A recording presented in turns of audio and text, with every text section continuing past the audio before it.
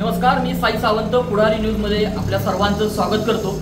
पुढारी परिवार आपल्यासाठी हक्काचं व्यासपीठ घेऊन आलेला आहे। बोला बिंदास या कार्यक्रमामध्ये सातारा शहरामध्ये अनेक क्लास नगर आहेत, मात्र या क्लास नगरामध्ये देखील शाहूनगर हे याचा देखील समावेश होतो। हे शाहूनगर अजिंक्यतारा किल्ल्याच्या पायथ्याशी किंवा चार भिंतीच्या पायथ्याशी देखील वसलेलं आहे। मोठ्या प्रमाणात या भागामध्ये देखील उच्चभ्रू लोक राहतात। मात्र गेल्या काही दिवसांपासून हा भाग त्रिशंकू भागामध्ये मोडत होता, मात्र आता हद्दवाढ झाल्यानंतर हा भाग नगरपालिकेमध्ये आलेला आहे। महत्त्वाचं सांगायचं झालं तर छत्रपती शाहू महाराजांनी हे शाहूनगर वस्ती वसवलेली आहे। तर याच भागातील आपल्यासोबत काही नागरिक आहेत, त्यांच्याकडून त्यांच्या नेमक्या समस्या काय आहेत ह्या आपण जाणून घेणार आहोत। काय सांगाल, काय पद्धत आहे, तर कामाची पद्धत कशी आहे किंवा काय समस्या? सागरवन जे चांगले प्रश्नच नाही, फक्त गंमत अशी आहे की काही स्ट्रीट लाईट लागलेली नाही आहेत, गटारची कामं झाली पाहिजेत आणि रस्ता अर्धवटा ज्येष्ठ नागरिकांना फार त्रास होत आहे गोष्टीचा आमच्यासारख्या। ते त्याच्यामुळे किरकोळ अपघातही घडतात, त्यामुळे मला स्वतःलाही तसाच अपघात झालेला आहे। त्या रस्त्यांकडे फक्त लक्ष द्यावं। काय सांगाल, किती वर्ष राहता येत आणि काय समस्या? मी इथं 99 पासून राहतोय आणि आता नगरपालिकेचं काम त्याचं सागर साहेब भोसले त्यांच्याशी माझा संपर्क, त्यांचं कामही चांगलं आहे। त्यांचे माणसं येतात, घरोघर जाऊन त्यांचा प्रश्न मिटवतात। प्रश्न असा आहे की नगरपालिकेची जी कारवाई ती चुकीची आहे। ह्या का आता प्रश्न आहे, काही ठिकाणी लाईट आली, काही ठिकाणी गटर झाली, काही ठिकाणी रोड झाले, लाईट सुरू झाली। आमच्याकडे अजून ह्यातलं काहीच नाही झालं। पण टॅक्स मी कालच टॅक्स भरला, भरून टाकला। आता आम्हाला काहींना पाण्याचं बिल, ह्या रोडच्या इकडं पाण्याचं बिल येणार नाही, पण आम्हाला इथलं पाण्याचं बिल ही टॅक्स भरला, पुन्हा इकडचं बिल भरावं लागणार आहे, कारण ती सुविधा इकडं अजूनही दिलेली नाही। तर याच्यातनं काहीतरी मार्ग, आता ते अवघड भाव आहे, पण ह्यात कुठंतरी मार्ग काढला पाहिजे। पैसेच वसूल झाले असं आमच्यासारख्या अनेक लोकांचं। ह्या रोडच्याच इकडं पाणी आलेलं आहे, पण रोडच्या इकडं पाणी नाही। आणि दुसरी गोष्ट, आम्ही शेजारीच आहे कुठंतरी, काय त्याला म्हणायचं, गवत इतकं जंगल आहे, त्यांनी म्हणायचं 15 दिवस तुमच्याकडे नाही, आता डोक्या इतकं गवत आहे शेजारी, साप जो काटा। सागर साहेबांनी घरी एक पाठवलं होतं कोणतरी त्यावेळेला मी। तर अशा गोष्टीकडे लक्ष दिलं पाहिजे। तर ह्या शाहूनगरमधूनच अजिंक्यतारा किल्ल्याला जाण्यासाठी एक मोठा रस्ता आहे, मेन रस्ता आहे। आपल्यासोबत काही तरुण युवक आहेत, काय सांगाल या रस्त्याबद्दल? प्रामुख्यानं शाहूनगर हा भाग नव्यानं हद्दवाढीत आला आहे नगरपालिकेच्या माध्यमातून। अजिंक्यताराला फार मोठा इतिहास आहे। छत्रपती शिवाजी महाराजांनंतर ही हिंदवी स्वराज्याची 4थी राजधानी म्हणून सगळ्या भारतात प्रसिद्ध आहे। याच काळात संपूर्ण भारतावर मराठ्यांचं भगव्या झेंड्याचं राज्य होतं। त्यामुळं हा अजिंक्यतारा हा जसा रायगड आहे, जसा राजगड आहे, त्याच तुलनेचा हा अजिंक्यतारा आहे। या रस्ता आत्ता नगरपालिकेनं मंजूर केला, रस्ता झाला, पण किल्ल्यावरच्या काही गोष्टी आहेत ज्या ऐतिहासिक स्वरूपाच्या आहेत आणि मराठ्यांचा राजधानीचा सातारा असं ज्या अभिमानानं म्हणतो, त्या अभिमानानं किल्ल्याची दुरुस्ती, डागडुजी आणि किल्ल्यावर पर्यटन व्यवस्था, बाकीच्या गोष्टी झाल्या पाहिजेत। सुरक्षिततेचा एक प्रश्न किल्ल्यावर खूप मोठा आहे। कोणी येतंय, आत्महत्या करते, आत्ता 2-3 आत्महत्या किल्ल्यावर झाल्या। अनेक रोज नागरिक फिरायला जातात। किल्ल्यावरच्या ऐतिहासिकपणाचं, छत्रपती शाहू महाराजांनी हा राजधानीचा किल्ला बांधला, स्कॉटलंडवरून या किल्ल्याच्या बांधकामाला विटा आणलेल्या, इतका दैदिप्यमान मराठ्यांचा इतिहास आहे, पण ह्याच्याकडे कुठंतरी दुर्लक्ष होतंय। तर हा इतिहास पुन्हा आपण मोठ्या प्रमाणात जागृत केला पाहिजे आणि विकास झाला पाहिजे। काय सांगितलं? आणखीन एक मुद्दा आहे या गडाबद्दलच। काही ठिकाणी अतिक्रमण हे टीव्हीला मी बघतोय, तर इथं झालंय का काय हे मला माहीत नाही, पण झालं असलं तर त्याच्यावर सुद्धा लक्ष दिलं पाहिजे अतिक्रमणाला। आणि त्याच्यामुळे शिवाजी महाराजांचा जो इतिहास आहे, त्यांची संस्कृती आहे, हिंदूची संस्कृती आहे, ते डुबवण्याचं काम चाललेलं आहे, त्याच्यावर शासनाने लक्ष दिलं पाहिजे। काय सांगा? गेले 24 वर्ष मी शाहूनगर येथे राहतो आणि 1.5-2 वर्षापूर्वी हा परिसर आहे तो नगरपालिकेमध्ये गेलेला आहे, पण नगरपालिकेकडून कोणती सुद्धा सुविधा नाही। तरी त्यांनी पहिलं टॅक्स बिलची पावत्या घरी दिलेले आहे, त्यांनी कोणत्या प्रकारचा विचार केलेला नाही। आज शासनानं माजी सैनिकासाठी मालमत्ता करामध्ये सूट केलेली आहे, ठीक आहे। आम्ही त्याचं सैनिक बोर्डातून एक पत्र आणून त्याची कॉपी करून आम्ही नगरपालिकेमध्ये दिली आणि आता बिल आलंय त्याच्यामधून सूट माझी सैनिक हा प्रकार नाही. काल मी गेलो होतो ग्रामपंचायतमध्ये, तर त्यांनी सांगितलं चुकून झालं असं झालं, पण बिल मला त्याच्यामध्ये काय कमी केलेलं नाही. तर याच्यामुळं परिसरामध्ये कुठली सुखसोयी नाही आणि कर आकारणी याच्यामध्ये काही बदल नाही, त्याच्यामुळं नाराजी आहे. एवढेच सगळेजण लोक समस्या मांडत आहेत. तुम्ही प्रशासनाकडे कधी विनंती केली आहे का कामाच्या बाबतीत? प्रशासनामध्ये शाहूनगरमध्ये या ठिकाणी मारुती मंदिरमध्ये पूर्वी एक बैठक झालेली आहे. त्यानंतर सर्व स्तरावरील लोक प्रशासनाकडे गेलेले आहेत. प्रशासनाकडे गेल्यानंतर त्यांनी प्रथम जी मागणी केली की शाहूनगर हा पूर्वीचा त्रिशंकू भाग आहे आणि त्यानंतर नगरपालिकेमध्ये वर्ग झाला. पण नगरपालिकेमध्ये जरी वर्ग झाला तरी तलाठी जो या ठिकाणी कर आहे तो सुद्धा सोसायटीकडून वसूल करतोय. त्यानंतर नगरपालिकेकडून हा टॅक्स जो आहे तो सुद्धा वसूल करतोय. म्हणजे शाहूनगर या परिसरामधला लोकांना की एक शासनाचा सुद्धा टॅक्स द्यावा लागतोय आणि नगरपालिकेचा सुद्धा टॅक्स द्यावा लागतोय. ही एक पहिली महत्त्वाची जी बाब आहे ती एक बाब दुरुस्ती झाली पाहिजे किंवा तलाट्यांना सूचना दिली पाहिजे. हा एक महत्त्वाचा मुद्दा आहे. दुसरा जो महत्त्वाचा मुद्दा जो आहे की जे या ठिकाणी घरांचं किंवा जे मूल्यांकन झालेलं आहे ते मूल्यांकन काहींचं जास्त झालं, काहींचं कमी झालं. त्यानंतर काहींचं इथं उपस्थित नसताना सुद्धा काही विशिष्ट अशा प्रकारे अंदाजे या ठिकाणी मूल्यांकन झालेलं आहे. म्हणजे समजा एखाद्याचा भाडेकरू नसला किंवा एखाद्याचा भाडेकरू असला, जो भाडेकरू त्यानं काही पण सांगितलं तरी त्या पद्धतीनं ते मूल्यांकन केलेलं आहे. तर मूल्यांकन फेरमूल्यांकन व्हावं आणि त्यानंतर टॅक्स आकारावा. दुसरा महत्त्वाचा मुद्दा जो आहे, 2 जे टॅक्स आम्हाला द्यावे लागतात तर एका त्या ठिकाणी शासनानं त्याच्यावर एका टॅक्सचा विचार करावा. आणि महत्त्वाचा मुद्दा म्हणजे जो या ठिकाणी आपल्याला या लोकांना की कमी 20% केलं, 20% की कमी केलं, याचं या ठिकाणी त्या आपल्याला जे पत्रक आलेलं आहे त्यामध्ये पत्रकामध्ये काही आम्हाला त्या या लोकांना समजत नाही, ते एक स्पष्ट करून सांगावं. मी काय सांगू? शाहूनगरमध्ये आम्ही गेली 25 वर्ष राहतो. आत्तापर्यंत हा भाग त्रिशंकू विभागामध्ये होता. अत्यल्प सुविधा ज्या त्या कॉलनीनेच आपला फोकस करायचा आणि आपल्या सुविधा करायच्या ही पद्धत होती आणि शासनाकडून अल्प निधी मिळायचा. परंतु आत्ता नगरपालिकेत गेल्यामुळं लोकांच्या अपेक्षा वाढल्या. जो नगरपालिकेचा कर असेल तो लोकांनी रितसर गेल्या वर्षी भरलेला आहे, परंतु ज्या पद्धतीनं आम्हाला सुविधा पाहिजेत त्या पद्धतीनं मिळू शकत नाहीत. हे खेदाची बाब आहे. आम्ही बापट साहेबांना सुद्धा निवेदन सागर सरांच्या माध्यमातून दिलेलं आहे, परंतु त्यांना केराची टोपली दाखवली जाते, त्याला योग्य तो प्रतिसाद मिळत नाही. लाईटचे कंडक्टर इथे शाहूनगरमध्ये टाकले जात आहेत, परंतु तिथं दिवे लागले जात नाहीत. ही अवस्था आहे. प्रत्येक ठिकाणी सोयीसुविधा म्हणजे नगरपालिकेचे झाडूवाले असतील किंवा हे असेल ते वर पोचू शकत नाही. 4 भिंतीच्या एरियातील लाईनमध्ये कधीही आम्हाला त्या वरच्या लाईनला तुमचा तो सफाई कामगार दिसत नाही. आणि अशा पद्धतीनं नगरपालिकेनं नगरपालिकेकडून जास्तीत जास्त सुविधा मिळण्याची अपेक्षा आहे. त्यासाठी पालिकेनं प्रयत्न करावा अशी अपेक्षा आहे. संपूर्ण या शाहूनगरमध्ये बघायला गेलं तर नागरिक सांगत आहेत की मोठ्या प्रमाणात समस्यांना सामोरं जावं लागत आहे. गेले 2 वर्ष झाले स्थानिक स्वराज्य संस्थांच्या निवडणुका झालेल्या नाहीत.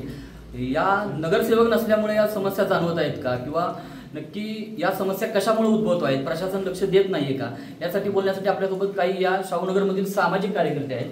काय सांगाल सर, कशा प्रकारे अजून निवडणुका झालेल्या नाही आहेत, नगरसेवक नाही आहेत? नाही, निवडणुका झाल्या नसतील तरी आता सध्या प्रशासन आहे आणि प्रशासनानं गांभीर्यानं या शाहूनगर भागातल्या अनेक समस्या आहेत त्याच्याकडे लक्ष देणं गरजेचं आहे. वारंवार येथील नागरिक आपल्या नगरपालिकेमध्ये मुख्याधिकाऱ्यांना भेटतात, त्यांच्यावर बोलतात, निवेदन देतात, परंतु वचक असा राहिलेला नाही तिथं कोणाचा. आणि जे काम चाललंय ते अतिशय धीम्या गतीने चाललंय. कोणतंही काम करायला गेलं त्या ठिकाणी तर पैसे नाहीत, हाच एक मुद्दा सांगितला जातो, पैसे नाहीत. आता मान्य आहे, परंतु जे इतर भागामध्ये कामं होत आहेत त्या भागामध्ये पैसे कुठून येतात? शाहूनगरमध्ये आता मला वाटतं 70-80% लोकांनी टॅक्स भरलेला आहे. टॅक्स म्हणजे इतका टॅक्स आहे तो, तरीसुद्धा इथले लोक शोषिक आहेत आणि त्यामुळं यांनी नाईलाज असून टॅक्स भरला आहे. परंतु अजूनही आता साधं उदाहरण घ्यायचं म्हटलं तर जो मुख्य रस्ता ST कॉलनीपासून जो जगतापवाडीकडे जाणारा रस्ता, गुरुकुल्सकडे जाणारा रस्ता, तो रस्ता जवळजवळ गेले 2 वर्ष आम्ही मागं लागलोय, परंतु अजूनही त्या रस्त्याचं काही झालेलं नाही. मुळात त्या रस्त्याचं प्रोफाईल करेक्शन होणं गरजेचं आहे. त्या रस्त्यामध्ये जिथं जिथं पाणी साठतंय तो पाणी नाही साठलं पाहिजे, तरच ते रस्ते टिकतील. आणि तो मुळात शाहूनगरचा मुख्य रस्ता असल्यामुळं तो रस्ता हा सिमेंट कॉन्क्रीटचाच व्हायला होणं गरजेचं आहे. तर अशा अनेक समस्या आहेत. मात्र प्रशासन म्हणजे काय आहे की आता त्या ठिकाणी जर एक कोणाची तरी सत्ता असती तर मात्र त्याला काही ना काहीतरी एखादा मूर्त स्वरूप मिळालं असतं. आमचे आदरणीय श्रीमंत छत्रपती उदयनराजे भोसले यांच्या माध्यमातून आजपर्यंत आम्ही शाहूनगर भागामध्ये तशी बरीच कामं केलेली आहेत. मात्र आत्ता जर सत्ता कोणाची तरी असती, कोणाची का असेना, पण एकाची सत्ता असती तर मात्र याला खरोखर काय ना काहीतरी म्हणजे शाहूनगर भागामध्ये आणखीन प्रगती झालेली बघायला मिळाली असते. कारण कोण ना कोणतरी नगरपालिकेमध्ये भांडण्यासाठी या प्रभागातून गेलं असतं. नमस्ते. प्रथम गणेशाला वंदन करून तुम्हा पुढारीची जी टीम आहे त्यांचं स्वागत करतो. माझे मित्र सागर भोसले सामाजिक कार्यकर्ते असून प्रचंड त्यांचं कामाचा जो हे आहे उरक आहे हा प्रचंड चांगला आहे. बरेच वेळा त्यांनी 4 भिंतीवर गोळा प्रचंड पडलेला कचरा तो सुद्धा त्यांनी साफ केला आहे. पण हे एकट्याचं काम नसून आता ही नगरपालिकेत गेलेला भाग आहे. आता इथं इतकं वाईट परिस्थिती आहे की रस्त्याचं चाळं झालेलं आहे. कुठेही गाड्यांचे अगदी अपघात होण्याची शक्यता आहे. कुठेही काही ठिकाणी स्पीड ब्रेकर पाहिजेत ते नाहीत. कचरा जो गोळा केला जातो तो पालापाचोळा घेतला जात नाही आणि ती लोक घेत नाहीत. हे आरेरावीची भाषा बऱ्याच ठिकाणी पाहायला मिळते. आम्ही त्यांना रिक्वेस्टही करतो की बाबा असं का करताय तुम्ही, तो कचरा कुठं टाकणार, तर ते नाही म्हणले आम्ही पालापाचोळा वगैरे घेणार नाही. तर अशा प्रकारचे आत्ताच त्यांनी जे सागर भोसलेंनी जे सांगितलं त्याच समस्या आणखीन वाढतच चालल्यात. त्याच्यात आता आणखीन भर म्हणजे पाऊस. पहिल्याच पावसात गेल्या वर्षी झालेला रस्ता पूर्ण उखडलेला आहे. काही ठिकाणी जिथं अतिशय सुंदर रस्ता केला, लोकांनाही वाटलं की शाहूनगरमधले रस्ते किती सुंदर झालेत, त्याच्यावर रंगरंगोटी सुद्धा झाली. परंतु आज त्याचं चित्र जर पाहायला गेलं तर रंगही नाही, पण खड्डे मात्र प्रचंड झालेले आहेत. कुठल्या खड्ड्यातून गाडी वाचवावी हे कळत नाही. महिला मंडळींना त्याचा प्रचंड त्रास होत असतो. कधीतरी कुठंतरी मोठा अपघात होण्याची शक्यता टाळता येत नाही. त्याच्याबद्दल शासनाकडून याची दखल घेतली जावी आणि यामध्ये सुधारणा होईल आणि झालीच पाहिजे. नमस्कार. मी प्रथम आपल्या दैनिक पुढारी की जे या महाराष्ट्रामध्ये ज्वलंत समस्या आणि त्या समस्यांना वाचा फोडणार असं एक दैनिक आहे. आणि या दैनिकाच्या माध्यमातून आज आपण जो कार्यक्रम घेतोय त्या कार्यक्रमाची खरोखर आपणाला काहीतरी पोचपावती मिळावी याच आशेने हे सगळे लोक या ठिकाणी उपस्थित आहेत. आता मी सांगितल्याप्रमाणे मी सुद्धा या ठिकाणी गेले 20 वर्षे वास्तव्य करत आहे. या शाहूनगराचा नागरिक आहे. सागरदादाच्या माध्यमातून आत्ता गेल्या 3 वर्षापर्यंत जय फाउंडेशनच्या वतीनं जी काही कामं झालेली आहेत ती उल्लेखनीय आहेत, म्हणजे वाखाणण्यासारखी आहेत.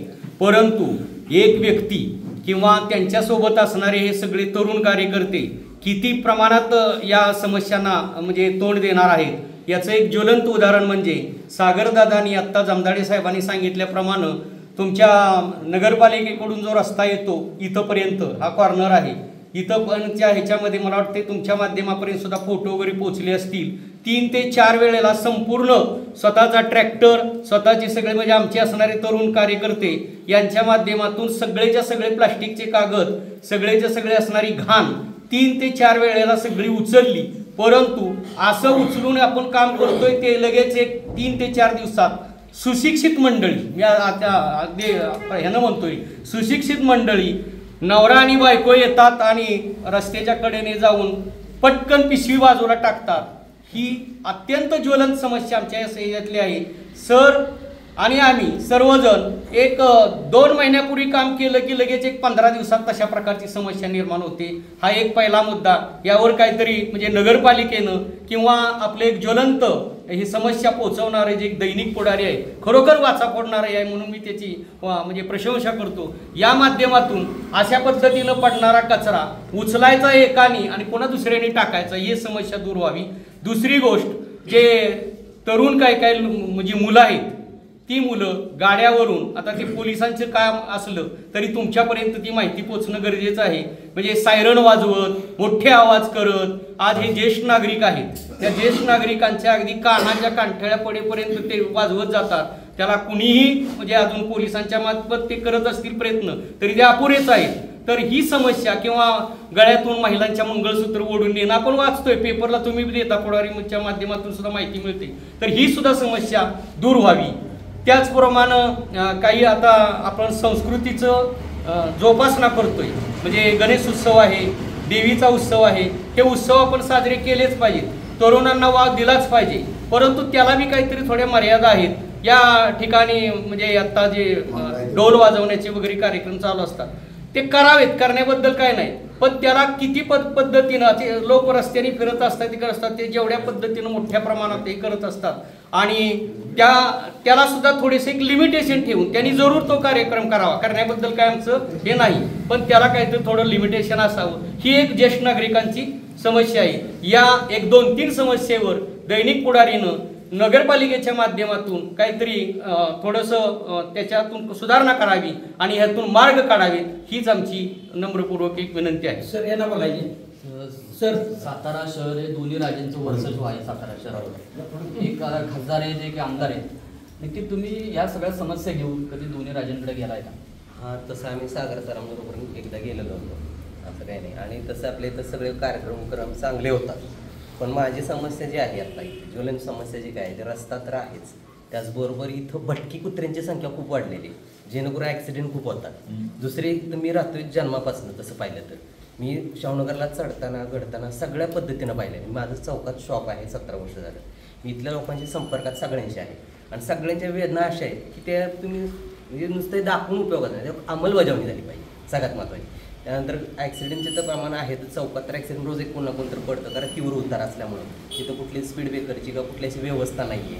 परत तो चौक छोटा पडतो, होल्डिंगचे बोर्ड विनाकारण बड्डेचे विनाकारण लावले जातात, ज्याच्यावर कार्यवाहीच होत नाही, त्याच्यावर पण येणाऱ्या जाणाऱ्या वाहनांना त्रास होतो. परत तिथं चौकात दादागिरी चालते, कोण पण येतं कुठलाही व्यवसाय घेऊन बसतो, हे पण चुकीचं आहे. तर असू दे, केला पाहिजे, पण त्याला पण सुविधा कळलं पाहिजे चौक केवढा आहे.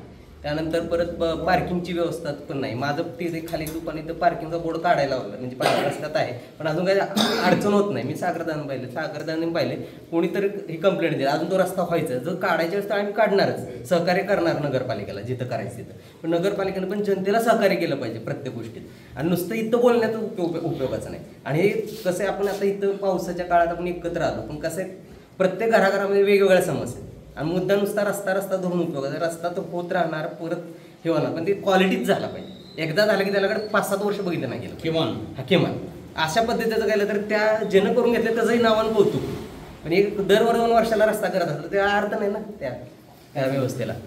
मी गेली 30 वर्ष या शाहूनगरमध्ये राहत आहे आणि आमच्या ज्या एरियात आम्ही स्वतःहून स्थानिक नागरिकांच्या पैसे जमा करून रस्त्याचं कामं केलेले आहे. त्याचप्रमाणे लाईटिंगसुद्धा आमच्या एरियामध्ये सध्याच्या मंगळा कॉलनीमध्ये नाही झालेला. तर या शासनाने लवकरात लवकर आमच्या लोकांचा विचार करून आम्ही कर देतो, तर त्याप्रमाणे सर्वांच्या सोयी करणं गरजेचे आहे. जसं कचरा घ्या, पिण्याच्या पाण्याचं पाईपलाईन अर्धवट केलेली आहे, लाईटिंग केलेले आहे ते बी अर्धवट आमच्याकडे आलेले नाही. तर याच गोष्टी आमच्याकडून तुम्ही कर घेता, आम्ही भरतो, कोणीही कर असा भरलेला नाही असं आमच्या कॉलनीमध्ये, मंगळा कॉलनीमध्ये असा एकही व्यक्ती नाही. पण आमच्याकडं स्त्रीशक्ती भाग असल्यामुळं आजपर्यंत कधीही सुविधा झालेली नाहीत. आम्ही महाराजांकडे गेलो, सागर भोसले साहेबांच्या संदर्भातनं आम्ही त्यांच्यापर्यंत पोहोचले, बऱ्याच वेळा पोहोचतो. हर एक कार्यक्रम आमच्या इकडं केले जातात, कचऱ्याची गाडी येते त्यांनी स्वतः, आणि आम्ही स्थानिकांनी ज्या ठिकाणी राहतो त्यांनी सुद्धा आर्थिक मदत केलेली आहे. त्या ठिकाणचं रस्ते नसताना जोडणी करून आम्ही त्यांच्याकडे कळकळीची विनंती करून घेतली त्यांच्याकडनं. साहेबांनी आम्हाला खूप मदत केली. आम्ही हमेशा ज्या काही आमच्या समस्या असतात त्या आम्ही साहेबांना घेऊन साहेबाकडे जातो, सागर भोसले साहेबांच्याकडं, आणि त्याच्यानंतर दोन्ही महाराजांकडे बी आम्ही जातो. आणि आमच्या आजपर्यंतच्या जेवढ्या बी समस्या आहेत, म्हणजे कचरा घ्या, पाण्याचं अर्धवट, पाण्याची पाईपलाईन जी केली ती अर्धवट केली, त्याच्यासाठी मी तर आमच्याकडनं पैसे घेतलेले आहेत आणि आम्ही पैसे ते दिलेले आहेत.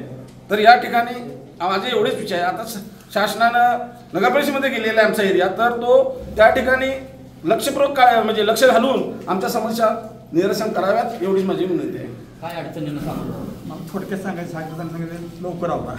त्यामुळं मी जास्त वेळ हे करत नाही. भटक्या कुत्र्याचा प्रश्न फार मोठा आहे. म्हणजे भटकी कुत्री प्लस जे स्वतःची म्हणजे खाजगी कुत्री असतात ती लोक घरातनं बाहेर म्हणजे हे करायला येतात रात्रविधी करायला. परत म्हणजे ती भटकी कुत्री तर तुम्ही चांगला बंदोबस्त केलाच पाहिजे नगरपालिकेला. दुसरं महत्त्वाचं म्हणजे वॉशरूम ते आमच्या मित्रांनी सांगितलं. तिसरं तुम्हाला सांगतो पार्किंग. इथलंच नाही पार्किंग तर तुम्हाला सांगतो आम्ही जेव्हा गावात किंवा नाक्यावर जातो ना पार्किंगला कुठेही सोय केलेली नाही. माझा पत्रव्यवहार नगरपालिकेपासून ते RTOपर्यंत मी केलेला आहे आणि तो नुसतं साधा पत्रव्यवहार नाही. मी ह्याचा पत्रव्यवहार केला तुमचं माहितीचे अधिकार ह्याच्याखाली त्या माहितीच्या अधिकाराला सुद्धा त्यांनी केराची टोपली दाखवली. म्हणजे किती माझ्या गेंड्याच्या कातडीचं हे प्रशासन झालं ते बघा. काय सांगा? मी एक चेअरमन म्हणून आपल्याला विनंती करतो की आमच्या सोसायटी शेजारी एक मोकळं मैदान आहे वरील लोखंड्याचं. त्या ठिकाणी अक्षरशः दिवसभर लोक दारू पीत बसलेले असतात. लहान मुलं म्हणजे कॉलेजची मुलं हे आणि तिथं कोयता गँग पण असते. एक वेळा तिथे एकाच्या पाठीमागे एक कोयता घेऊन लागला ते आमच्या घरात शिरली आणि तिथल्या म्हाताऱ्या ढकलून तो निघून गेला. अशा वेळेस जर काही घटना घडली तर त्याला जबाबदार कोण? आम्ही पोलीस कंप्लेंट दिली इथे काय दाद घेतली जात नाही. नगरपालिकेमध्ये पण नगरपालिका लक्ष देत नाही. मग इतकं जर बिहारसारखी परिस्थिती आपल्या साताऱ्यात होत असेल तर काय प्रशासनाला काय म्हणायचं? दुसरी गोष्ट आमच्या सोसायटीमध्ये संपूर्ण 100% आम्ही कर भरलेला आहे. जवळजवळ 3,70,000 रुपये कर भरलेला आहे. आता नवीन नोटिसा 2-1 लाखाच्या आले. इतकं करून सुद्धा आमच्यात एक बल्ब लावा म्हणलं तर बल्ब सुद्धा लावायला तयार नाही. मी अक्षरशः 5 वेळा जाऊन नगरपालिकेत अर्ज देऊन आलो. मुख्याधिकारी साहेबांना भेटण्याचा प्रयत्न केला त्यांची काही भेट झाली नाही नसल्यामुळे. तर इतके पैसे भरून जर तुम्ही आमच्यासाठी 1 रुपया खर्च करत नसाल तर काय नक्की ह्या प्रशासन म्हणावत आहे? सागर भोसले साहेबांनी आम्हाला बऱ्याच वेळा हे करून तुम्ही थांबा करतो. त्यांनी सुद्धा माझ्याकडून अर्ज घेतले. तेही म्हणले शांत राहा. आम्ही अक्षरशःमध्ये त्या शाहूनगर चौकात ठिय्या आंदोलन करणार. पण सागर भोसले साहेबांनी जय फाउंडेशन लोक म्हटले आम्ही लक्ष घालतो तुम्ही काही करू नका. आमचे जवळचे निकटचे कार्यकर्ते आहेत ते त्यांच्या भरोश्यात आम्ही राहिलो आहे. त्यांनाही आमची विनंती आहे की आमच्या सोसायटी लक्ष देऊन जरा काहीतरी कार्यवाही सुधारावं. थोडक्यात सांगा काय नक्की समस्या? समस्या अशी की मी आता गेले 17 वर्ष शाहूनगरमध्ये राहतोय आणि आम्ही अजून कॉलनीचं अर्धी कॉलनी सोस खड्ड्यात आहे.